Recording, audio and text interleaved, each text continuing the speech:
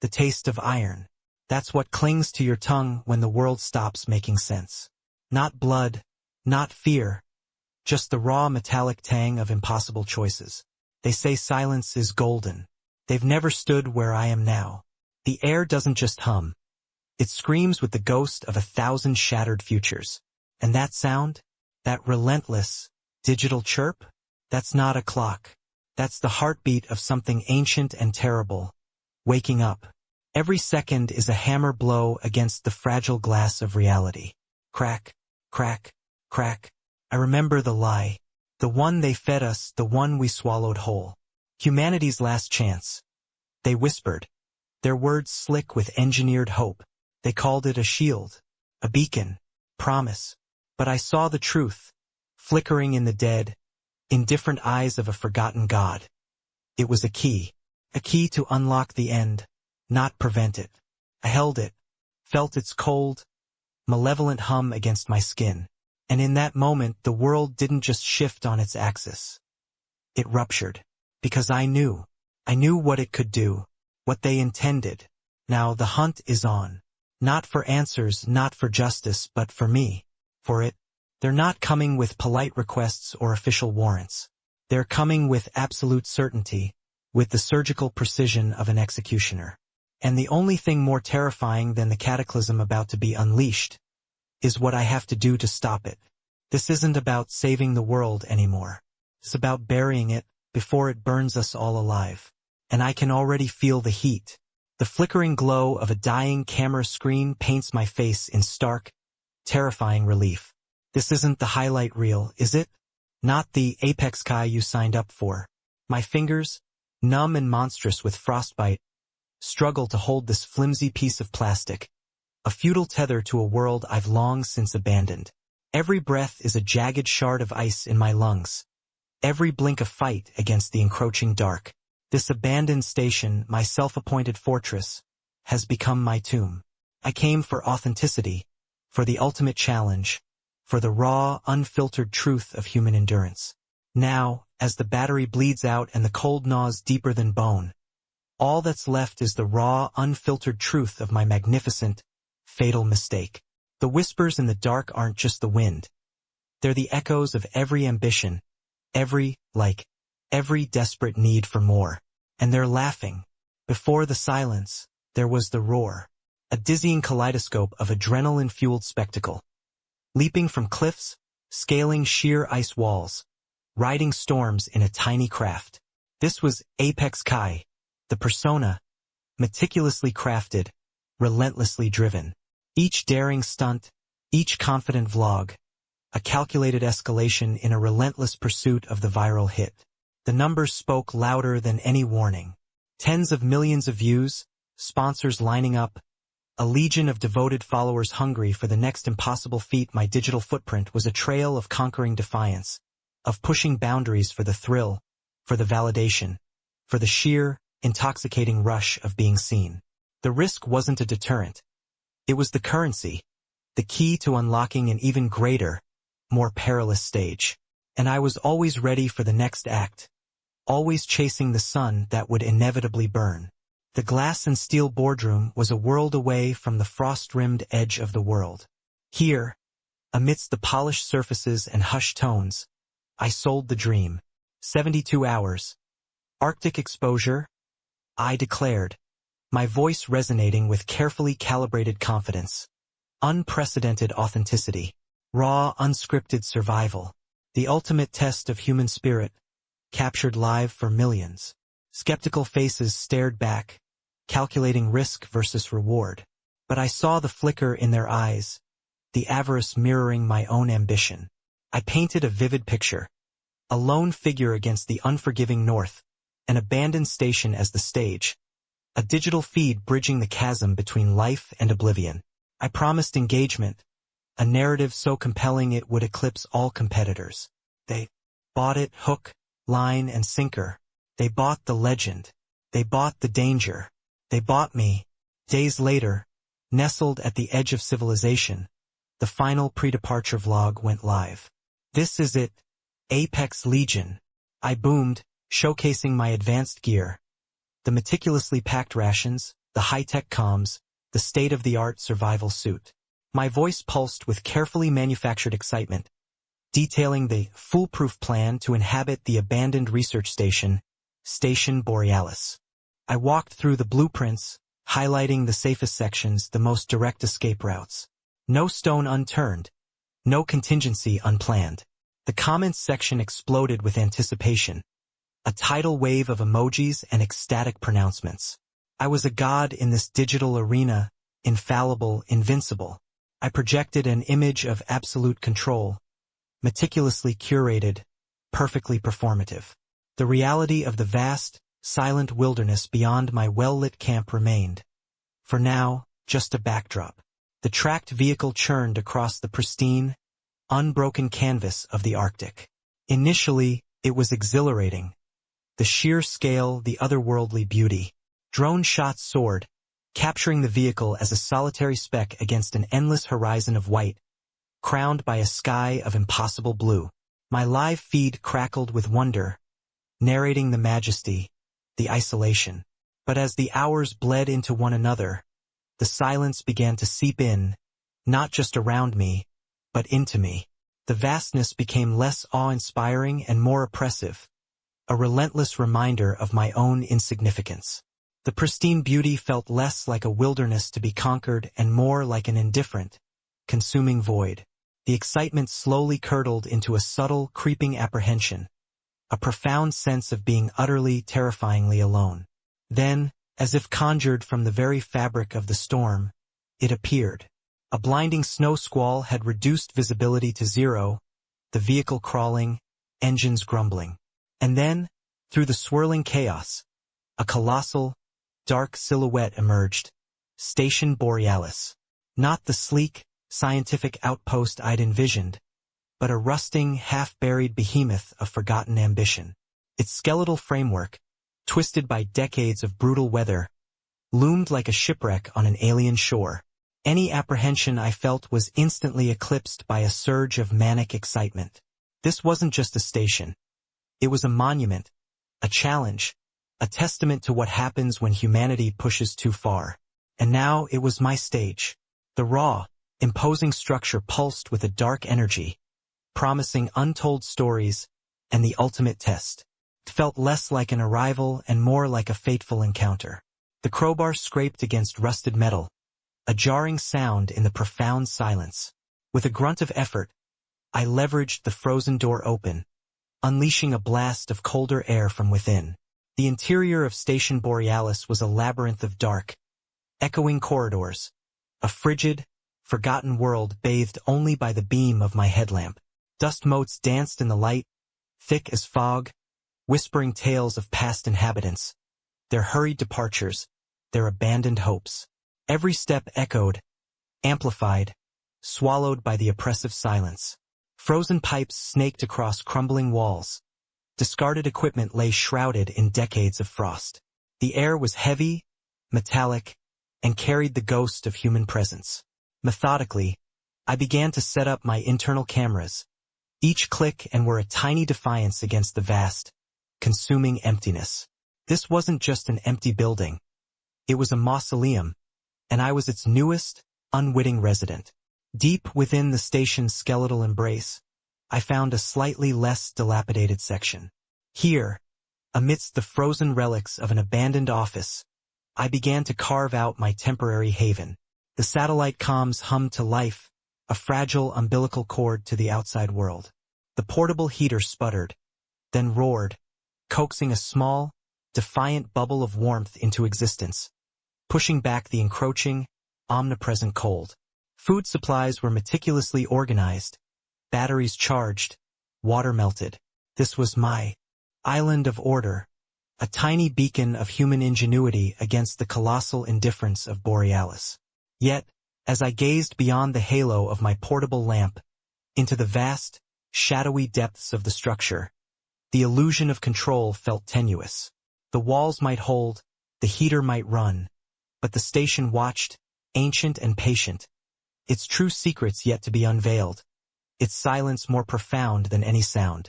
The flickering digital counter signaled, recording, and Kai, A practiced smile plastered across his face, launched into his first official broadcast from the station's main living area.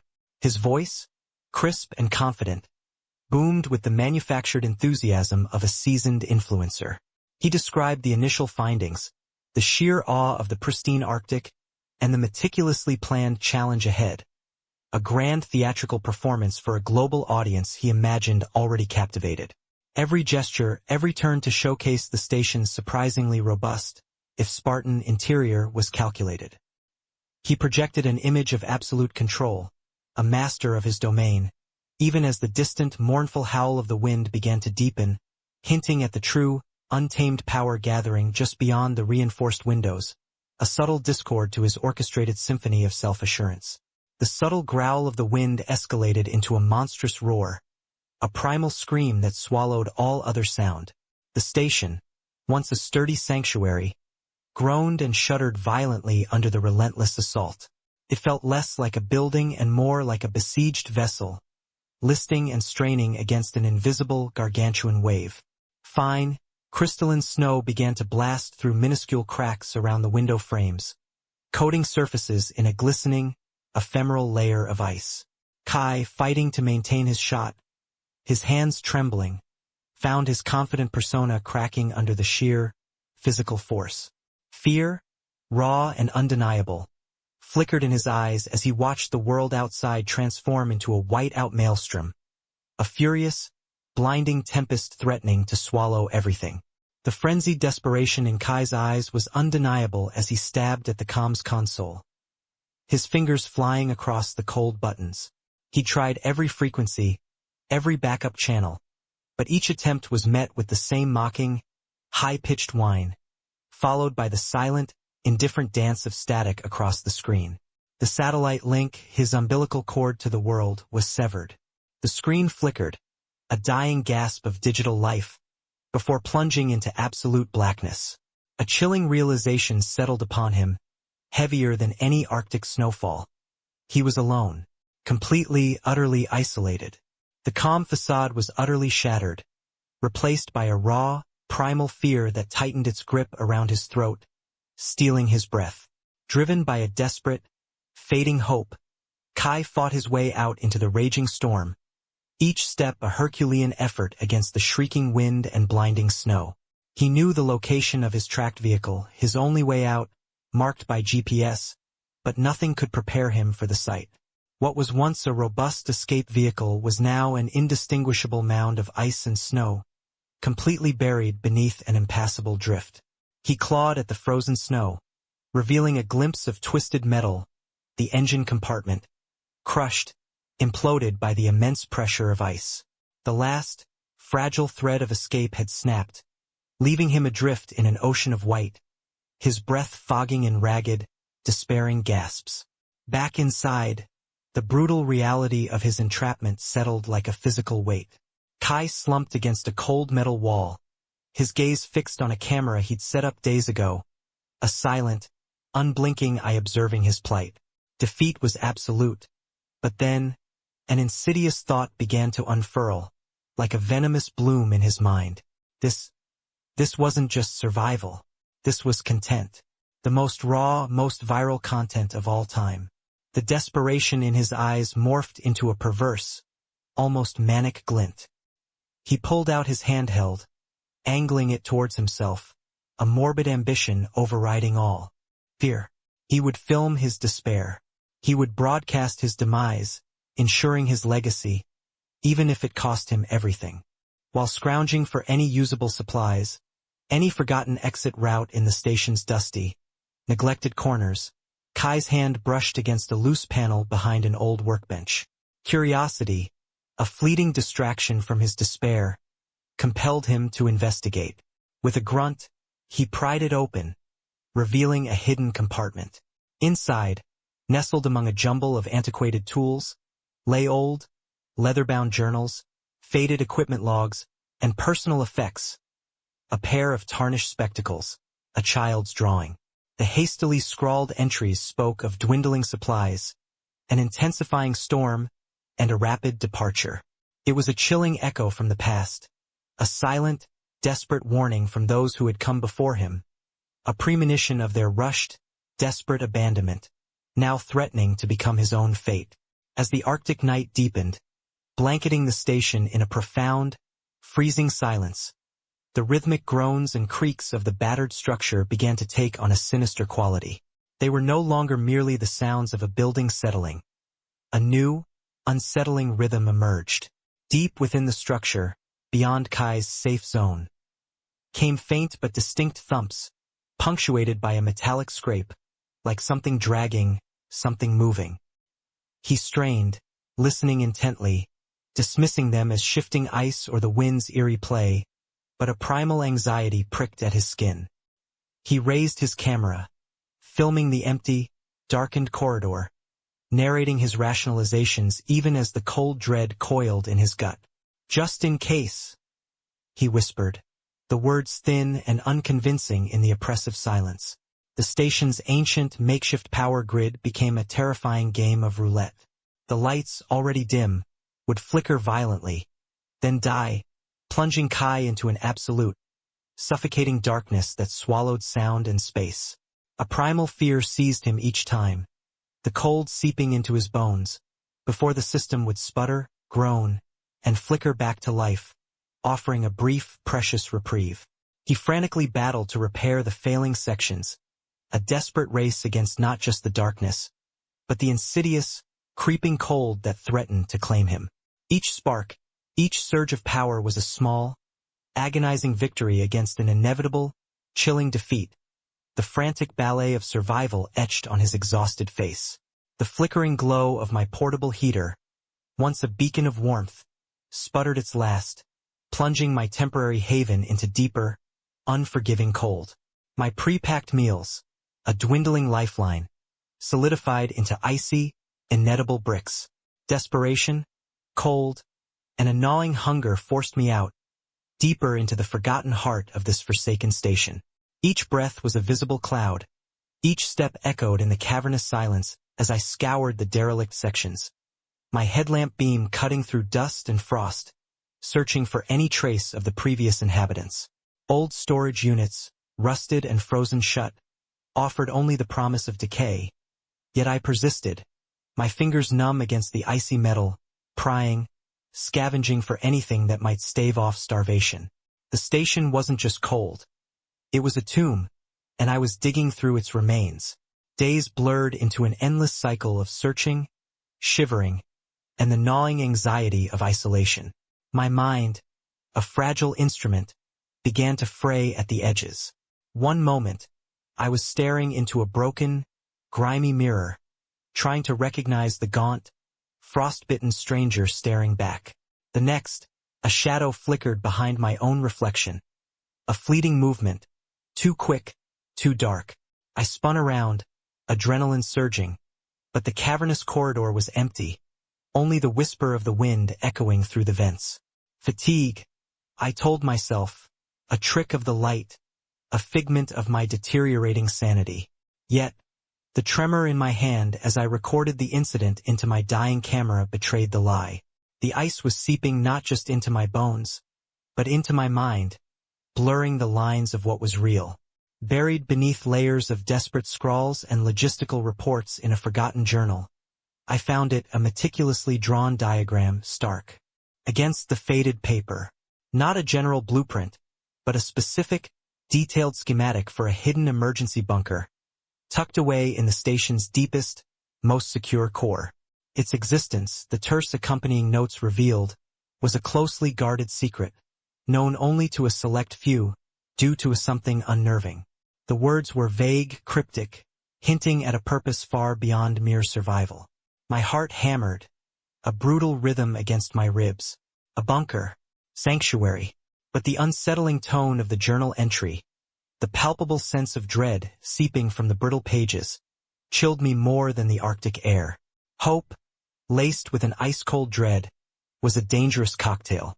Armed with a flickering flashlight and my last working camera, I embarked on a desperate quest for the bunker. The journal's map led me into crumbling, uncharted sections of the station, corridors swallowed by ice and forgotten by time. Each precarious step was a gamble. Debris showered down from collapsing ceilings. Icy passages groaned underfoot, threatening to give way. The feeling of being watched, once a phantom of fatigue, solidified into a prickling certainty, a chilling presence in the encroaching darkness. Every shadow seemed to shift, every creak of metal, every whisper of wind became a potential harbinger of something unseen, something waiting. My breath hitched in my throat, a frantic battle against rising panic, as I pressed deeper into the station's forgotten maw, driven by the desperate promise of safety. The passage opened into a vast, cavernous hangar, swallowed by eons of ice and snow. And there it was. Not a bunker, not a safe room, but something else entirely. Partially buried, half revealed by a faint, ambient blue light seeping through a high ice-covered skylight, stood a bizarre, colossal mechanical structure, a sentinel. Its angular, predatory form, encrusted in frost, hinted at an advanced experimental research project, or perhaps an ancient, forgotten defense system. It hummed with a dormant power, an eerie, silent guardian in this frozen mausoleum. Awe and profound confusion warred within me. This wasn't just a discovery. It was an unveiling, a glimpse into a forgotten chapter of human ambition, or perhaps folly, far beyond anything I could have imagined. What was it protecting? And what was it waiting for? As my camera focused on the Sentinel's intricate, frozen details, the station's remaining lights, always unstable, flickered violently. Then, in the sudden, gut-wrenching darkness that followed, a sound erupted from deeper within the cavernous hangar. It was not human. Raw, primal, a guttural growl that resonated through the ice, vibrating in my very bones. It was terrifyingly close, too close. Not an echo but a direct impact on the air around me. The brief moment of light before the plunge into shadow had offered no glimpse, but the sound. It was the sound of something ancient, something hungry, something that had been waiting. The exposure. The unnerving secret the journals had hinted at. My blood ran cold. A terror unlike any I had ever known seizing me. Absolute and paralyzing. This wasn't isolation. It was a confrontation. The growl escalated, closer now, accompanied by a sickening scrape thud across the ice. Something moved in the crushing darkness of the hangar. My mind screamed, overriding every rational thought. Panic surged, a tidal wave drowning out fear, leaving only the instinct to survive. I scrambled, turning blindly, my feet slipping on the slick ice. My camera, a precious record of my descent, clattered to the ground, forgotten. My research notes scattered like autumn leaves. I didn't look back. Couldn't. Adrenaline pumped through my veins, a desperate fuel, as I fled. The sounds of my pursuer echoed behind me, heavy, guttural, relentless, crashing through the crumbling station. A terrifying symphony of pursuit. Every shadow was a threat, every turn a potential dead end. This wasn't an expedition anymore. It was a desperate race for my life. With a final, desperate burst of strength, I threw myself into a small, reinforced storage locker, slamming the heavy metallic door shut, barricading it with whatever derelict equipment I could find. I collapsed against the cold steel, panting, lungs burning, the taste of rust and fear in my mouth. My arm throbbed, a sharp pain reminding me of my fall during the chaotic sprint. Silence. Then, the ominous thuds began. Heavy, methodical impacts against the door, accompanied by a chilling scrape, like claws on metal. It was trying to breach my defenses. My refuge, a flimsy shell against an unimaginable force, groaned under the assault. Trapped, cornered, with only the thin metallic wall between me and whatever primal horror I had awakened. I could feel its presence, a tangible pressure on the other side. Listening, waiting. My frozen breath misted. A silent scream in the suffocating darkness. The pages felt brittle, a fragile testament to the madness that birthed this station. My fingers, numb with cold, fumbled through the waterlogged journal, each turn a desperate plea for understanding. And then, there it was, a section chillingly titled, The Exposure. Not a geological anomaly, not a simple pathogen, but a mutated organism. The words swam before my eyes: bioweapon, geological anomaly, awakened by drilling. It wasn't just a monster. It was an echo of humanity's hubris. It mimicked sounds, adapted to the extreme cold, a phantom hunter born from our arrogance, now stalking these frozen halls. Every creak, every groan of the ice-encased structure took on a new, sinister meaning. I wasn't just lost. I was hunted by something beyond comprehension, something that learned, something that waited. Hope, a flickering ember in the suffocating darkness. My drone, my last eye in the sky, was now my desperate gambit. With trembling hands, I strapped on the makeshift explosive, a crude marriage of desperate ingenuity and salvaged parts. This wasn't just about escape. It was about buying a second, a breath, a chance. I switched on the camera, the familiar red light a stark contrast to the blue tint of impending doom. To my audience, I whispered, my voice raw, broken. This was my mistake, my hubris, my obsession. The words were a confession, a plea for forgiveness. Every click, every twist of the wiring was an act of grim defiance, preparing for a sacrifice that might only delay the inevitable, but a sacrifice I had to make. The air crackled with a silent tension. I released the drone, its tiny rotors whining to life, a fragile bird taking flight into the abyss. Its powerful searchlights pierced the gloom, a beacon of false hope, drawing the unseen hunter to its artificial warmth. On the small, cracked monitor in my hands, I watched its frantic ascent, a tiny star hurtling towards an unknown predator. Every pixel a prayer, every moment an eternity. The exposure craved energy, drawn to light and sound like a moth to a flame, and I was giving it a feast. My breath hitched in my throat as the drone's silhouette diminished against the icy backdrop, a lone warrior sent to face a terror I couldn't comprehend. Would it work? Would this desperate lure buy me the precious seconds I needed? A deafening roar ripped through the station, rattling my teeth and sending shivers down my spine. The drone had found its mark. The ground bucked beneath my feet as the explosion echoed, a violent symphony of metal tearing and ice cracking. Dust and debris rained down, a deadly blizzard of pulverized concrete and shattered glass. This was my window. Now! I screamed, the word torn from my lungs. I burst into a desperate sprint, navigating the newly created chaos of the hangar. Twisted girders hung like broken bones, and chunks of ice-encased machinery crashed around me. The service tunnel, detailed in the journal, was my only chance.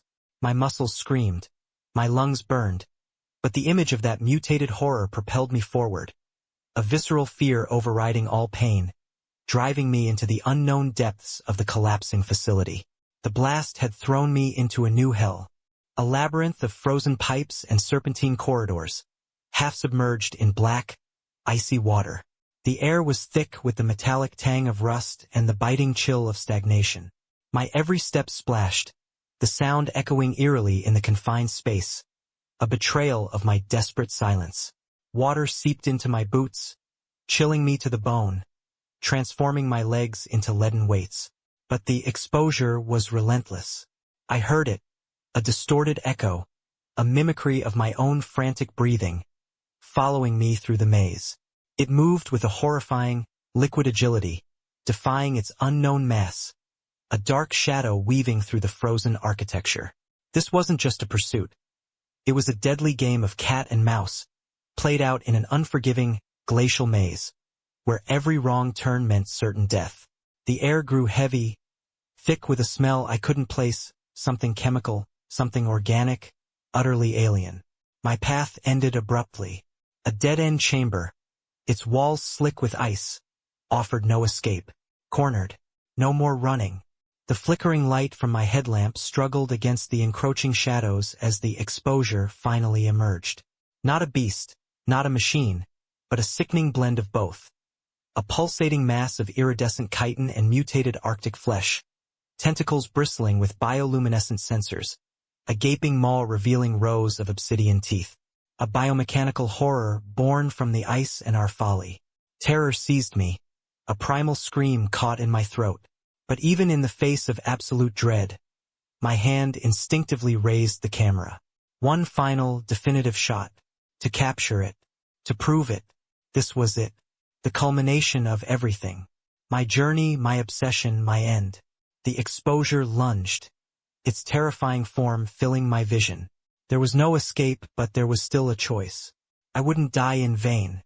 With a desperate, guttural cry, I aimed my improvised explosive not at the creature, but at the structural integrity of the chamber itself. A final, desperate sacrifice. If I couldn't escape, neither could it. The station would be its tomb and mine.